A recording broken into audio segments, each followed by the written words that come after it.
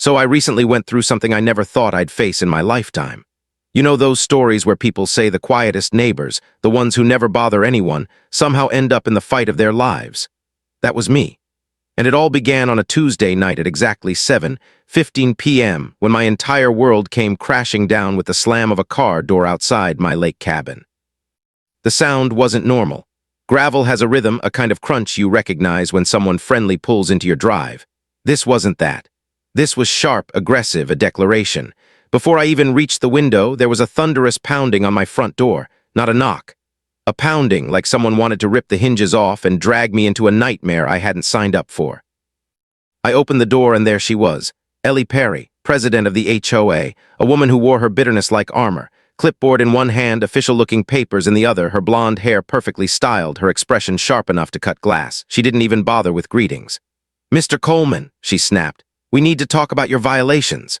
And before I could respond, she pushed her way past me, straight into my living room, as if my home was hers to command. Something inside me twisted as I watched her spread papers across my coffee table. 5 citations, all written that same day. Dock safety violations, landscaping issues, feeding wildlife, wetlands modification, noise complaints, all absurd, all stacked together into a mountain of $75,000 in fines. $75,000 for existing on my own property. But then she said something that froze me to my core. "Your grandfather ruined good men with his lies, cost this community millions. Now it's time for his bloodline to pay." I stared at her. My grandfather, the man who built this cabin with his bare hands, who taught me to fish, who carried himself with a quiet dignity, being accused of ruining lives. It made no sense. Yet her words dripped with venom, and suddenly I realized this wasn't about dock boards or ducks. This was personal. And just as panic began to spread through my chest, the universe decided to shift. A knock at the door interrupted Ellie's tirade, and when I opened it, in walked Tommy Cooper, the local contractor. Good man, good reputation, but the look on his face when he saw Ellie's car outside, that told me everything. "Arthur," he said, his voice low, urgent, "I need to tell you something." Ellie's face went cold. Her tone turned fake polite, the kind that's sharper than any insult. "Mr. Cooper," she purred, "I trust you're not here to interfere with official HOA business." But Tommy wasn't backing down. He looked me dead in the eye. "She's done this before, Arthur. 8 families, same violations, same tactics. They all lost their homes, sold for half their worth, and guess who bought them?" He slid his phone from his pocket and showed me documents, names, dates. All roads led back to Ellie. In that moment, the walls of my cabin felt like they were closing in. This wasn't some neighborhood dispute. This was a machine, a system designed to crush people. My neighbors, my friends, families I'd waved to at the grocery store, all destroyed. And now she had set her sights on me. Ellie gathered her papers, but before leaving, she turned with a smile that still makes my skin crawl. "Thomas Brennan was a visionary," she whispered. "Your grandfather thought he could outsmart him, but some debts are generational, Mr. Coleman, and yours has come due." When her car disappeared into the night, the silence in my cabin felt louder than her threats. Tommy stayed, trying to steady me, but I couldn't shake her words. My grandfather, Brennan, debts, and then a memory surfaced. The basement, the safe. My grandfather's cryptic warning, spoken years ago like a shadow over my childhood. "There's something in there that protects this land, Arthur. Only open it when the land is truly threatened." I'd never understood it. I'd never dared open it. But as Tommy filled me in on Ellie's pattern of destruction, I felt my grandfather's voice echo in the room. And for the first time, I wondered what exactly was locked away in that safe, and why he had warned me never to touch it. Everyone thinks they'll recognize the moment when their life changes. A car crash, a phone call, a diagnosis. But sometimes it's quieter than that, the flick of a memory, the whisper of a warning long ignored. That night after Ellie left, I sat at my kitchen table staring at the empty space she had filled with threats. Tommy's words circled my head like vultures. 8 families, same playbook, forced to sell, gone. Sleep didn't come. Instead, I found myself packing the floors of the cabin my grandfather built with his own hands. Every knot in the wood seemed to echo his presence. Every shadow reminded me of the man who used to sit on this porch at sunrise, saying things I thought were just stories. And then the safe. The locked steel box in the basement, always closed, always off limits. "There's something in there that protects this land, Arthur. Only open it when the land is truly threatened." His words came back with a force that made my hands tremble. Was this what he meant? Was Ellie the storm he'd warned me about decades before, or was I just reaching for hope where there was none? I didn't open it. Not yet. Instead, the next morning I did what any desperate man clinging to reason would do. I drove to the courthouse. Because sometimes, to understand what you're up against, you need to see it in black and white. The county record's office smelled like dust and forgotten lives. Rows of old files, clerks with tired eyes, the faint hum of fluorescent lights. And there in those brittle pages I found it. 8 families, 8 lakefront properties, each one buried under fines, citations, violations that looked eerily familiar to mine. And each one sold under duress for a fraction of their worth. But the deeper I dug, the more my stomach sank. Every property traced back to shell companies. Different names, different paperwork, but the same signatures, the same bank routing numbers. It was like staring into the face of a monster hiding in plain sight, and at the center of it all, Ellie Perry. By the time I walked out of that courthouse, my knees felt weak. This wasn't a bitter woman drunk on HOA power. This was organized theft, a system of fraud, and I was next in line. My phone buzzed. Tommy, his voice carried an edge I hadn't heard before. Arthur, you need to see this, now. 20 minutes later, I was in his workshop, the smell of sawdust and oil thick in the air. He spread invoices and contracts across his workbench like a detective laying out a murder case. And in a way, that's what it was, financial murder. Look at this, he said, jabbing at inflated repair costs. Dock fixes that should have been $800 billed at $3,000. Landscaping, tripled. Every contractor tied back to one address, her address. She's not just creating fake violations, Arthur. She's profiting off the repairs. And worse, he slid over a photo, Mrs. Patterson's dock. They sabotaged it, fixed it wrong on purpose so they could find her again later. My chest burned with fury. This wasn't negligence. It was predation. A perfectly engineered cycle. Create a problem, sell the solution, then create more problems. A trap disguised as law. For a moment, I thought maybe the authorities could stop it. But that illusion shattered quickly. Every call I made hit a wall of indifference. City council. That's an HOA matter, county commissioner. Sounds civil, hire a lawyer, state housing authority. Not our jurisdiction. Even the civil rights groups told me they were too backlogged. Every door slammed in my face, one after another. And while I scrambled for help, Ellie tightened her grip. My internet cables cut clean. A notice about a safety inspection left on the door. My car towed from my own driveway for unauthorized parking. Even my generator mysteriously damaged during a so-called utility assessment. But the worst wasn't the damage. It was the silence. Walking into the grocery store and watching conversations die the moment I stepped in. Neighbors avoiding my eyes. Rumors swirling that I was dangerous, unstable, a threat.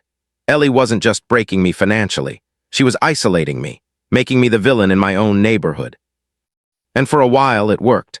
I caught myself wondering if maybe I should just give in, sell the cabin, disappear.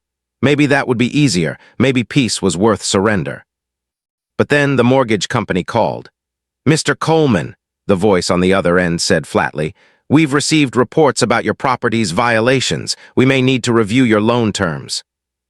That's when I realized what this was. Not just harassment, not just intimidation. It was a countdown to ruin. Ellie's machine had done this to 8 families already, and now it was about to crush me, unless I found another way. That night, as the cabin grew dark around me, I sat staring at my grandfather's locked safe in the basement. My pulse thudded in my ears. I could hear his voice again. Only open it when the land is truly threatened. Was this it? Had the storm finally come? My hand hovered over the dial. 1 turn, 2. The final number, my grandmother's birthday. I froze, because I wasn't just opening a safe. I was opening a door to a truth I might not be ready for. And then, a knock, sharp, urgent, echoing through the quiet cabin. I wasn't alone. Everyone has that moment where the air feels too heavy to breathe, where the silence of your home turns into something alive, pressing down on you. That was me, frozen in my basement, one hand on the safe's dial, the other clenched in a fist I didn't realize I was making. The knock at the door thundered again, sharp, deliberate. I crept upstairs, every board under my feet creaking like it wanted to betray me. Through the window, I saw headlights slicing through the rain. Not Ellie's SUV, smaller, older. And then I recognized the shape of the man on my porch, Tommy. He was drenched, his jacket plastered to his shoulders, his face pale as chalk. "Arthur," he hissed the moment I opened the door. "She's escalating, you need to see this." On my table, he spread a manila folder so thick it nearly spilled open on its own.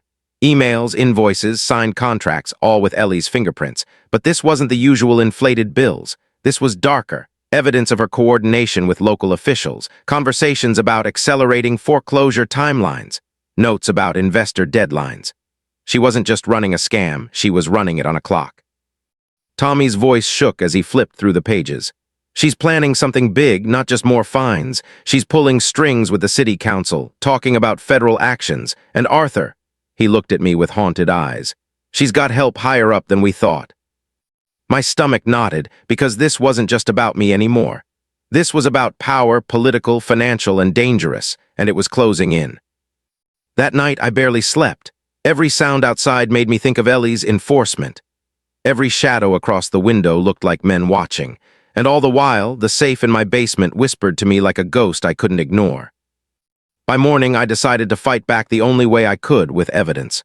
If local authorities didn't care, maybe someone higher up would. For 3 weeks, I lived like a man possessed. Court filings, business registrations, cross-checking shell companies against state databases. Piece by piece, I built a case. And the deeper I went, the clearer it became.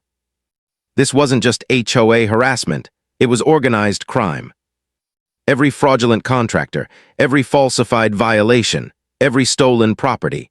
It all traced back to Ellie, and behind her a shadow I couldn't quite define. One name kept surfacing in whispers, in fragments of old files: Thomas Brennan. The name rang like a curse. I remembered Ellie sneering it that first night, spitting it out like poison. "Your grandfather cost good men millions, time for his bloodline to pay." So I dug old newspapers, court records, and then there it was, a yellowed clipping from 1995. Federal land fraud ring exposed. Brennan sentenced to 12 years, and in the list of witnesses who'd brought him down, my grandfather. My chest tightened. Suddenly, Ellie's obsession made sense. This wasn't random. It wasn't even about profit. It was revenge. 30 years of festering anger sharpened into a weapon aimed at me. And as if fate wanted to confirm it, my phone rang. An unfamiliar number. I almost didn't answer, but something told me I should. "Mr. Coleman?" The voice on the other end was steady, professional. "This is David Thompson, State Attorney General's office. We received your evidence packet. I'd like you to come in and discuss it." For a moment, I couldn't breathe.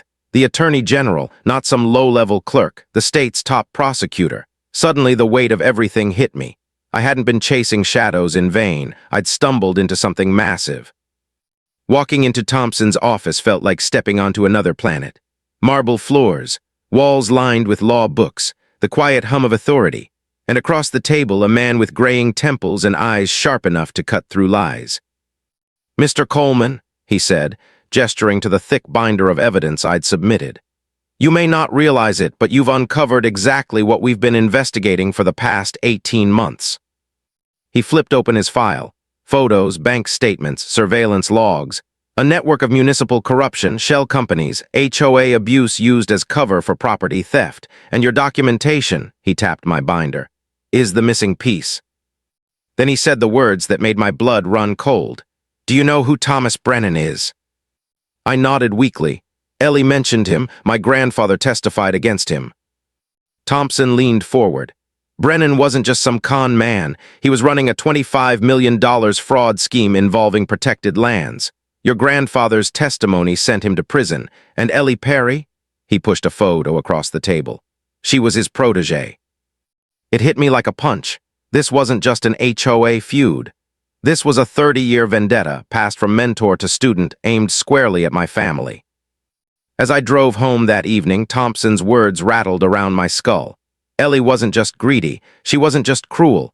She was finishing what Brennan started, and she'd waited decades for the chance. When I pulled into my driveway, her car was already there, parked across the street, waiting. Ellie stepped out, that same fake smile plastered across her face. "Arthur," she said sweetly, "I hear you've been making some interesting phone calls." Her eyes flicked toward my cabin, her voice dropping low enough that only I could hear. "Careful who you trust. Some debts don't disappear. Some debts are inherited." And then she leaned closer, her smile twisting into something that chilled me to the bone. "You don't know what you're dealing with." She walked away, her heels clicking on the pavement like nails in a coffin. And in that moment, I realized something. Ellie wasn't bluffing anymore. She was warning me. Everyone tells themselves they'd be brave if pushed far enough. That they'd stand tall, fight back, never bow to a bully. But bravery feels a lot different when your internet's cut, your car's towed, and the neighbors you thought were friends suddenly cross the street to avoid you. Bravery in moments like that feels like a thread you're barely holding onto. I sat in the dark of my cabin that night, staring at the safe in the basement like it was a living thing. For weeks, I'd resisted it. For weeks, I'd told myself my grandfather's cryptic warning was just an old man's superstition. Only open it when the land is truly threatened. Well, the land was burning. With shaking hands, I dialed in the combination. My grandmother's birthday, numbers I'd known my entire life. The lock clicked, the steel groaned, and inside I found an envelope sealed with my grandfather's careful handwriting. Across the front, in bold letters, for Arthur. Open only when the land is truly threatened. My chest tightened as I slid the papers free, and with the first line, my knees nearly gave out. Arthur, if you are reading this, our family land faces a grave danger. What I am about to tell you is your inheritance and your weapon. The pages detailed something I never expected. Our cabin and shoreline weren't just family property. They sat on land registered as a historic conservation easement, protected under state and federal law since 1923. Renewed every 25 years, guarded quietly by my grandfather for 4 decades. The documents were airtight, surveys, permits, federal approvals. And the meaning was devastatingly clear. No HOA, no municipal body, no local tyrant could ever override federal protection. Every single violation Ellie had stacked against me was legally meaningless. For the first time in months, I felt air fill my lungs like hope. I wasn't defenseless. I wasn't doomed. I was holding a shield forged by my grandfather's foresight. But hope can be dangerous, because the moment you have it, fear starts to creep in too. Fear that if you reveal your strength too soon, your enemy will change the game. And Thompson's warning echoed in my head. Cornered criminals don't retreat, they escalate. So I kept the papers hidden. I told no one, not even Tommy. If Ellie wanted to believe she was winning, fine, let her keep thinking that. Meanwhile, I would prepare the trap. But Ellie must have felt something shifting, because that week she unleashed her cruelest weapon yet, isolation. I walked into the grocery store where I'd shopped for years, only to find the cashier suddenly cold, her eyes sliding past me like I wasn't even there. A man I used to fish with crossed the street to avoid me. Rumors were spreading like wildfire. Ellie had poisoned the well, whispering that I was dangerous, unstable, a threat to the community. And it didn't stop there. 2 more citations appeared on my door overnight. Improper waste management. Unauthorized use of electronic devices during quiet hours. They fined me $5,000 for my laptop humming past 10 p.m. It would have been laughable if it wasn't so terrifying. That's when Mrs. Patterson showed up, 75 years old, shaking like a leaf, her voice a whisper as she told me the truth. She offered me $15,000 to sign a statement against you, she admitted, her eyes wet with shame. Said you'd been threatening me, but I couldn't do it, Arthur, I couldn't. $15,000. For a retiree on a fixed income, it might as well have been a fortune. Yet she turned it down to stand with me. That kind of loyalty cracked something open in my chest, a reminder that not everyone could be bought. Not everyone bowed to Ellie's shadow. But Ellie was getting bolder. That night, Tommy came to me looking pale, clutching another folder. His hands trembled as he spread the papers across my table. Internal emails. Invoices backdated to cover fake repairs. Text messages where Ellie coordinated with city officials to target me specifically. And then he dropped the bomb, a recorded phone call. On the tinny playback of his cell phone, Ellie's voice was unmistakable. The federal thing is just a bluff. There's no real protection. We've got clearance all the way to the top. She wasn't just lying to families. She was lying to contractors, to her own allies, convincing them her scam was unbreakable. But the part that chilled me most was Tommy's final revelation. He leaned across the table, his voice low. Arthur, she's hired private security, out-of-state guys, not locals. She's planning something for Wednesday, something big. My pulse hammered in my ears. Private security, federal-sounding clearance. A staged show of force. It was all lining up into something dangerous, something that could explode at any moment. And then, like fate was keeping time with my fear, my phone rang. Thompson's voice came through, calm, steady. "Arthur, I'll be visiting your property Wednesday at 2. I want to see firsthand what we're dealing with, and I'll be bringing my investigators." The timing couldn't have been more perfect.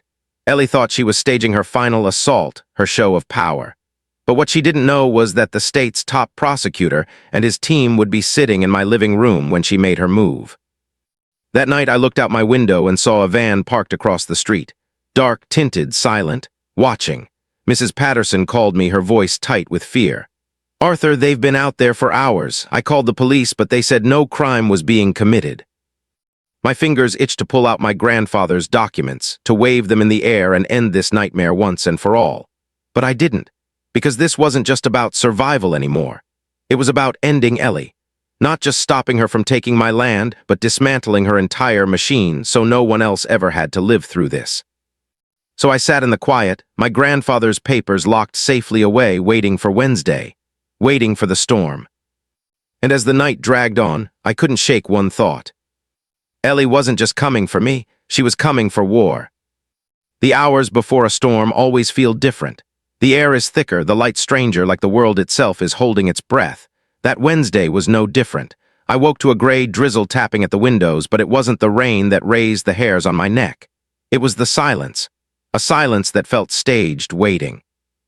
By noon, Thompson and his team arrived. No fanfare, no flashing lights. Just a black sedan and 3 professionals who carried themselves with quiet certainty.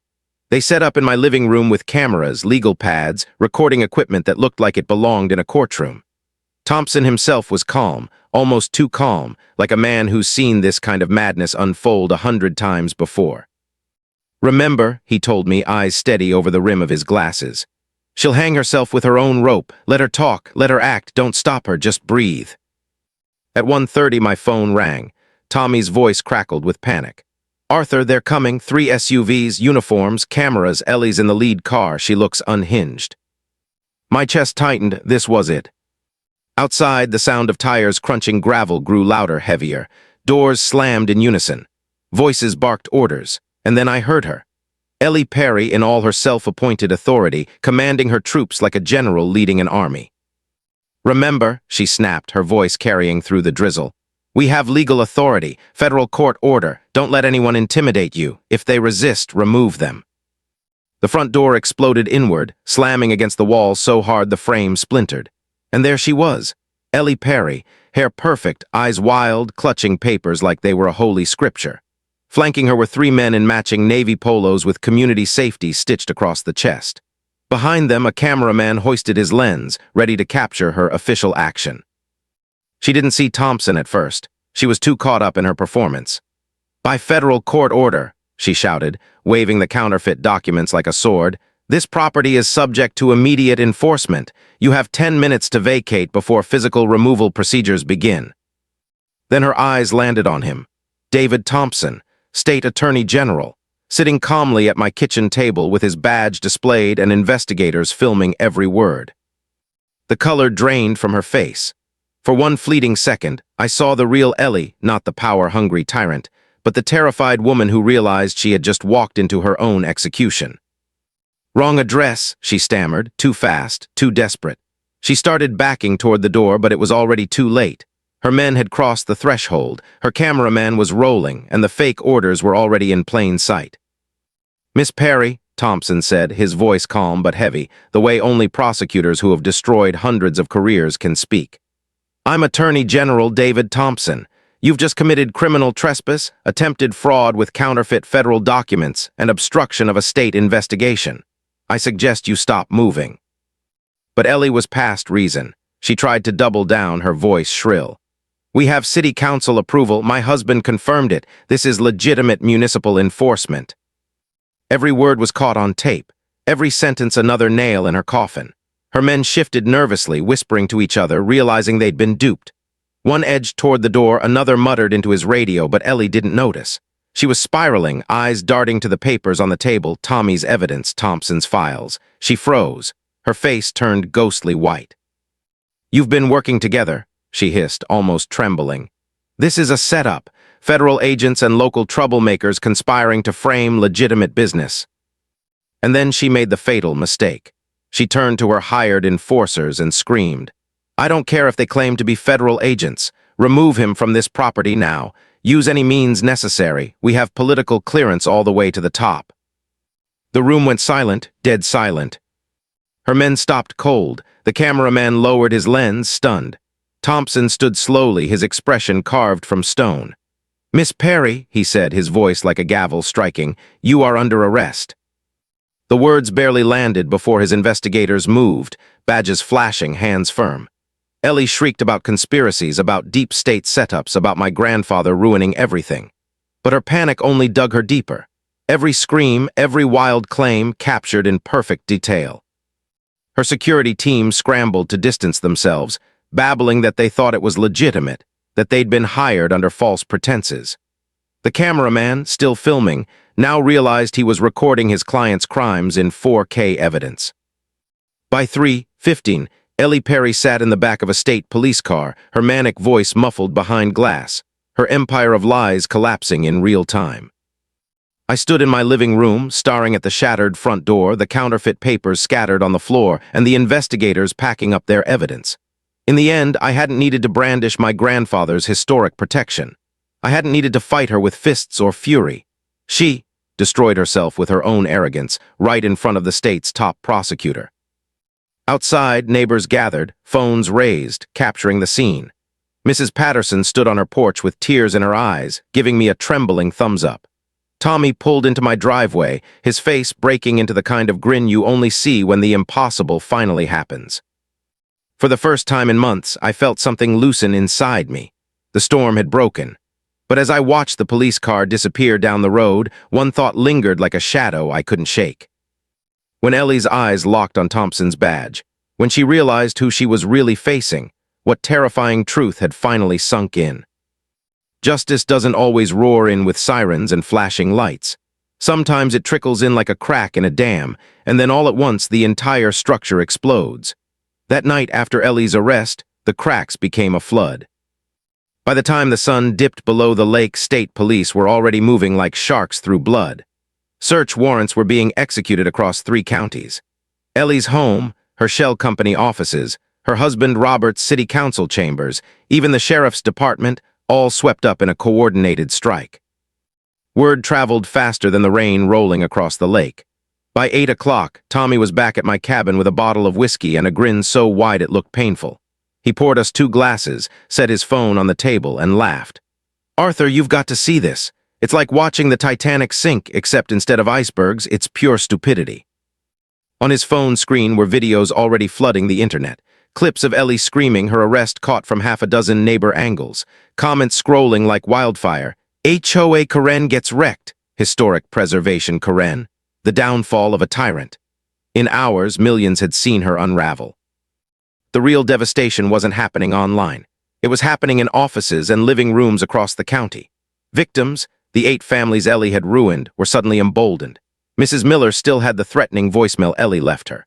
Mr. Johnson had a recording of Ellie offering $10,000 in cash to reconsider compliance. And Mrs. Patterson, she showed up at my door with cookies and a smile, saying she'd given Thompson her own handwritten notes documenting years of harassment. It was like everyone had been holding their breath for 2 years, and Ellie's arrest gave them permission to exhale. The first domino fell fast. A city planning official, one of Ellie's key allies, marched into Thompson's office with his lawyer before dawn, begging for a plea deal. He confessed everything: the bribes, the rubber-stamped inspections, the fake violations. Every detail, every dollar amount, spilling out like he couldn't get the poison out fast enough. By Thursday morning, it was Robert Perry's turn. Standing on the steps of City Hall, dressed in his best suit, he threw his wife to the wolves. "I had no knowledge of my wife's illegal activities," he read stiffly from prepared notes. "I condemn her actions in the strongest possible terms. Effective immediately, I am filing for divorce and pledging full cooperation with investigators." It would have been pathetic if it weren't so predictable. He froze their joint accounts, seized their home and vehicles, and spun himself as the betrayed husband protecting the city. A coward's play, but devastating to Ellie, who suddenly found herself abandoned by the very man who once cheered her schemes. And it didn't stop there. The HOA board convened an emergency meeting that night. They didn't just remove Ellie. They voted to open every financial record, to dissolve contracts, to personally apologize to every family she had targeted.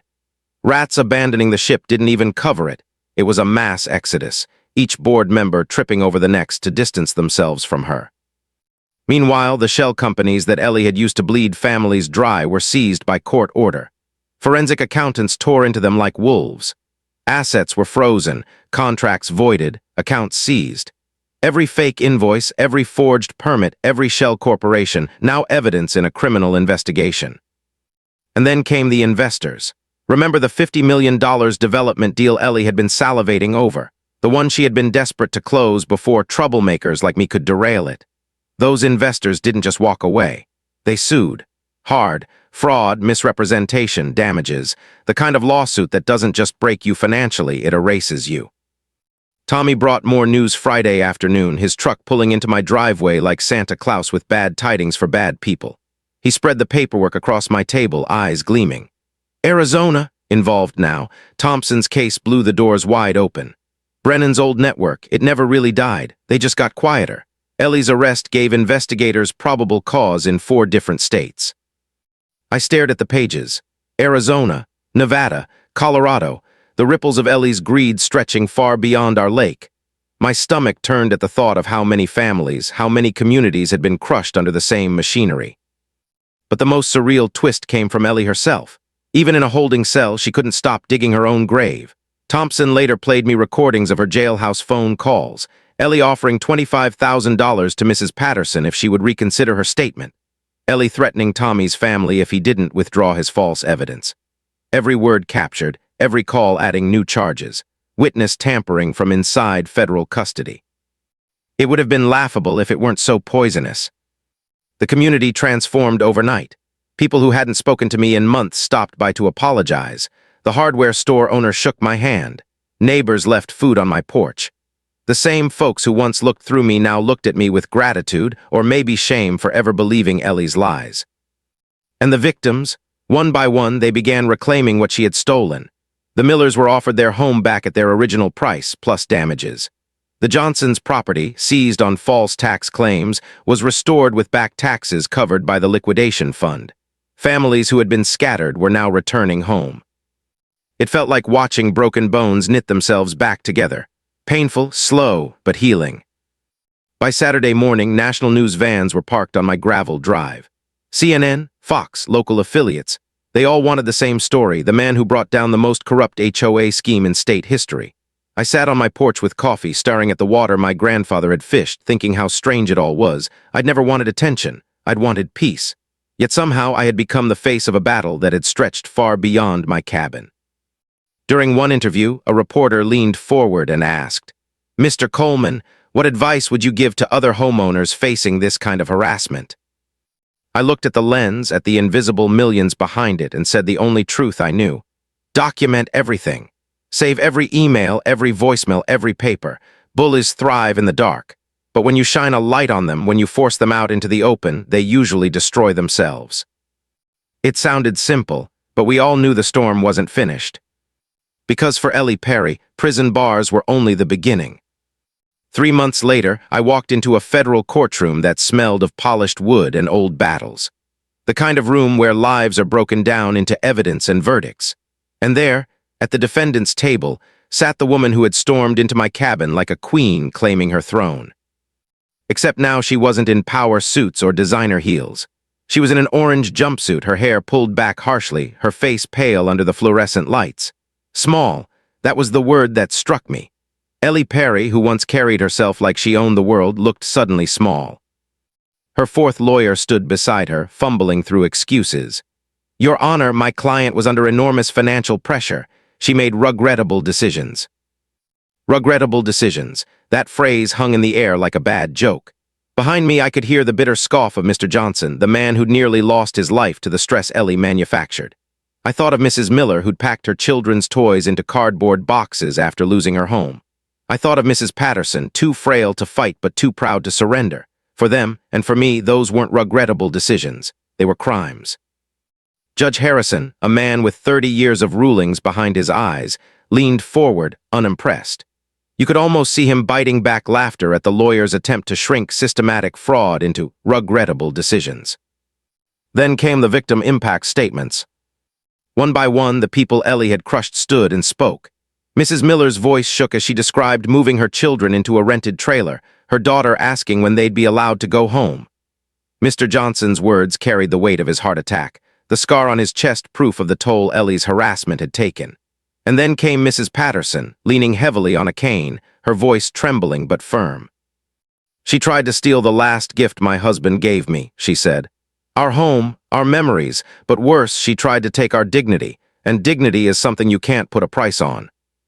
The courtroom fell silent.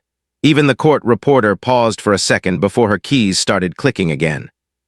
And then Tommy stood, his shoulders squared, his voice steady, carrying not just his own story but the stories of an entire community. She didn't just steal property, she stole trust. She made neighbors afraid of each other. She turned community into suspicion, safety into fear. What she took wasn't just money, she took people's belief that the rules would protect them if they played fair. Every word landed like a hammer. You could feel the weight of 2 years of suffering crystallize into something undeniable. Ellie's empire wasn't just fraud, it was cruelty sharpened into policy.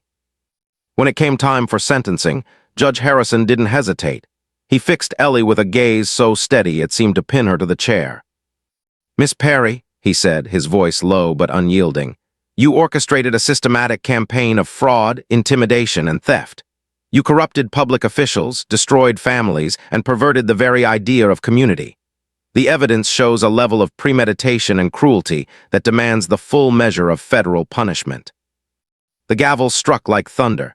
6 years in federal prison, 10 years of probation, permanent disbarment, a lifetime ban from serving in any HOA or community authority, and full restitution to every victim. The number was staggering, nearly $25 million in restitution and compensation, funded by liquidated shell companies, seized assets, and investor lawsuit settlements. Some families were awarded 3 times what they had lost. But as devastating as the sentence was, it wasn't the prison term or the money that broke her.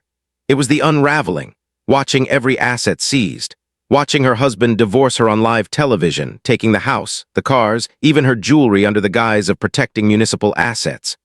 Watching her allies betray her one by one, trading her downfall for lighter sentences of their own. She'd spent decades clawing her way into control, only to watch everything stripped away in weeks. And all she could do was sit there in that orange jumpsuit, her empire dissolving before her eyes. The corrupt city planner got 2 years. The sheriff who pocketed bribes, 5. Robert Perry, the cowardly husband, secured a 4-year suspended sentence in exchange for his testimony, but his career was over. Every board member who signed off on Ellie's schemes lost their positions, their reputations, their pensions. The collapse wasn't just personal, it was systemic. Her entire network spanning 4 states dismantled piece by piece. And the irony?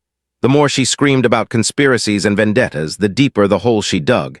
Every outburst became another clip, another meme, another reminder of how blind power makes you. I sat in that courtroom, my hands folded, my grandfather's old words echoing in my mind. Some protections transcend greed, some legacies outlast revenge. For years, Ellie believed she could finish what Brennan started, that she could crush my family's name to settle a 30-year-old score. But instead, she became the warning. Her name synonymous with HOA corruption, her case taught in law schools as the Perry pattern of systematic fraud. Justice had come, slow and grinding but final.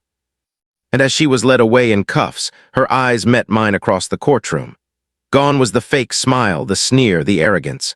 What stared back at me was something raw, something broken.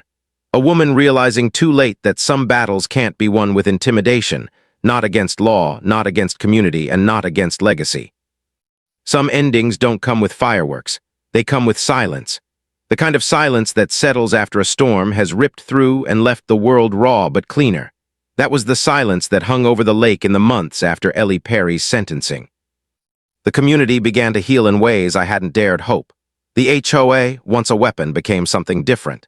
New leadership stepped in, demanding transparency, mandating annual independent audits, opening every financial record to public inspection. No more secret meetings. No more shadow deals. What had been used to crush families was now being reforged into something that could protect them. The shell companies that once drained families dry were liquidated, their assets redistributed to the people Ellie had hurt.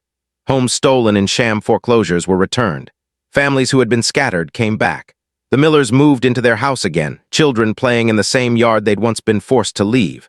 Mr. Johnson, finally free of the stress that nearly killed him, smiled again, a small thing but powerful. And Mrs. Patterson, our matriarch, became a living symbol of survival. Even the land itself changed. My cabin and the entire shoreline were officially recognized as a state historic preservation district. Federal designation locked it in forever. No HOA, no developer, no council could ever touch it again. Instead of exploitation, the lake drew ecotourism and preservation grants. The economy grew not through theft, but through shared stewardship. Tommy, who once fought Ellie alone, now headed a cooperative employing dozens of locals. He rebuilt homes, restored docks, led preservation projects. Work that was once twisted into fraud now became honest labor that supported families. And me, somehow, I became the face of a movement I never meant to lead. I testified before legislative committees on HOA reform. I spoke at law schools, where professors dissected our case as a lesson in how ordinary citizens can dismantle corruption. The state appointed me as a preservation advocate, my grandfather's legacy made into my own calling. Sometimes reporters still come by. They ask me what the secret was, how one man managed to survive what 8 families before him could not. And my answer is always the same. I didn't, we did. My grandfather left me protection. My neighbors gave me courage. The law gave me the final strike. Alone, I would have lost. Together, we won. Ellie herself became a cautionary tale. In prison, stripped of her titles, she experienced the same petty humiliations she once dealt out. Guards telling her when to eat. Arbitrary rules enforced with cold indifference. Bureaucratic punishments for minor infractions. The irony wasn't lost on anyone. For the first time, she lived inside the machine she once controlled. And every time her name came up in a legal seminar, a law school lecture, or a training manual for investigators, it was as a warning.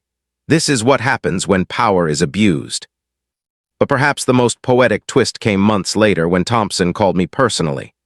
"Arthur," he said, his voice steady as always, "you might be interested to know Brennan's back in custody, caught in a new land fraud scheme in Nevada. Your grandfather's testimony from 1995, it's being used again. 30 years later, his words are still protecting people." I sat on my porch that night, the papers my grandfather had left me resting on the table, and I thought about legacy. About how one man's quiet integrity had outlasted greed, outlasted vendettas, outlasted even the grave. The lake shimmered under the fatting light, forever protected. Children's laughter carried across the water. Neighbors waved when they passed, not out of obligation, but out of something real. Community. Something Ellie never understood and never could. Sometimes I still hear her words, the venom, the threats, the arrogance. And then I remember the look in her eyes that final day in court. The moment she realized she hadn't just lost to me. She'd lost to history, to law, to something far bigger than her. That's the lesson I carry now. Justice doesn't always come quickly. It doesn't always come loudly. But when it's rooted in truth, in community, in legacy, it comes. And when it does, it doesn't just stop the bully. It rewrites the story for everyone they ever hurt. Every morning, I drink my coffee on the porch my grandfather built with his own hands. The water laps against the dock, the same rhythm it's kept for 100 years. And I think about how revenge never really wins. But legacy, real, enduring legacy, that's unbreakable. The best revenge was Ellie's downfall. It wasn't the headlines or the viral videos or even the millions repaid. The best revenge was this quiet moment, the sunrise over protected water, the knowledge that some fights end not with chaos but with peace. And peace, in the end, was what Ellie could never take from me. You've heard this confession, now wait until you hear the next one, the truth that shatters everything you thought you knew.